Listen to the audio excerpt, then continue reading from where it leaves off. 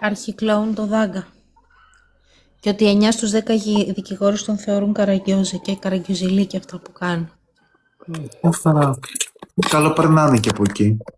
Ο συγκεκριμένος επαγγελματίας είπε ότι όλοι στο TikTok είναι τεμπέληδες. Καλά, ο συγκεκριμένος επαγγελματίας τώρα, τέλος πάντων. Εγώ να ρωτήσω κάτι. Η ποντοστόφα είναι ακόμα πάνω. Όχι. Α, είναι πολύ ζαλισμένη. Μιχάλη, ήρθαν τα βίντεο. Και πρέπει να τους κάνω τον υπολογιστή. Μιλήστε λίγο, μιλήστε. Αυτό όμως που εγώ δεν έχω καταλάβει και έχω μείνει με την απορία και θα ήθελα κάποιος να μου τη λύσει, είναι γιατί έγινε μήνυση στην συγκεκριμένη κυρία.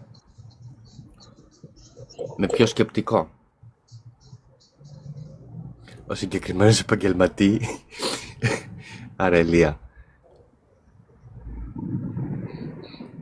Εντάξει, πάντως το να ταΐζεις και κάποιον στο στόμα φιστίκι, ας πούμε, δεν είναι και μεμπτό. Τι λες μωρέ που δεν είναι μεμτό?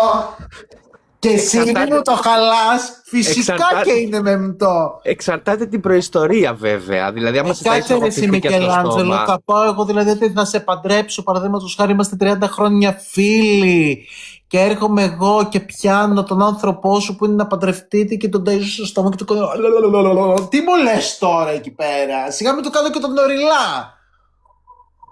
Τι να σου πω, ρε παιδάκι μου, σου λέω, εξαρτάται και το ιστορικό. Αν υπάρχει προϊστορία, ναι, οκ, να το καταλάβω. Αλλά αν δεν υπάρχει και είναι καθαρά φιλικό, το να σε ταΐσω εγώ φιστίκι, ας πούμε.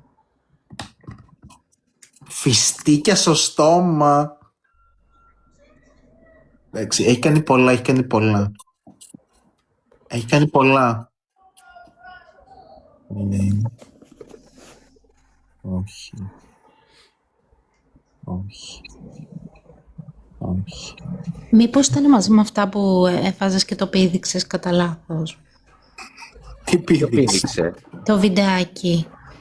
Όχι, όχι, εκεί ήταν άλλος που μου τα είχε Ψάχνε, πει. λέει, στην πισίνα μείναμε. Ψάχνε, Ναι, όλοι Μιχάλη. στην πισίνα περιμένουν. Ποια πισίνα, ρε παιδιά? Η πισίνα είναι το βίντεο που έχω διαρρεύσει εγώ και το έχω στείλει αλλού και έχει ανέβει. Είναι η πισίνα. Είναι η πισίνα, είναι η πισίνα.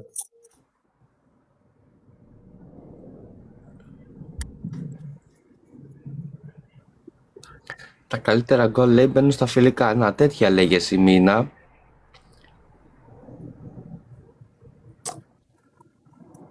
Μήπως να αλλάζανε ξηροκάρπι? Φιστικό.